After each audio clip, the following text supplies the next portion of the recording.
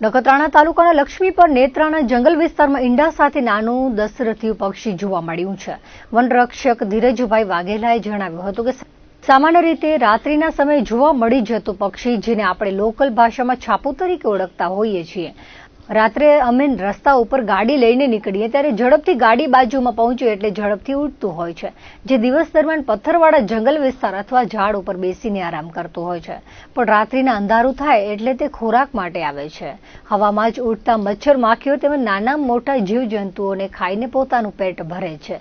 રાત્રિ દરમિયાન તેની આંખોમાં લાઇટ મારીએ તો એકદમ ચમકે છે. તેનો કલર પથ્થર અને માટી જેવો મિક્સ હોવાથી તેને દિવસ દરમિયાન નરી આંખે જોઈ શકાતું નથી. ભારત તેમજ એશિયાના અમુક દેશોમાં વસવાટ કરે છે. તે માળો બનાવવાના બદલે જમીન ઉપર પથરાળ વિસ્તારમાં ખુલ્લામાં ઈંડા આપે છે. એપ્રિલથી ઓક્ટોબર સુધીમાં બચ્ચાનો ઉછેર કરે છે. આ પક્ષી માળો બનાવતું ન હોવાથી ઈંડાને જમીન પર શોધવો અશક્ય બની જાય છે. સામાન્ય રીતે બીજા પક્ષીઓ કરતાં તેની ચાંચ સૌથી અલગ દેખાઈ આવે છે.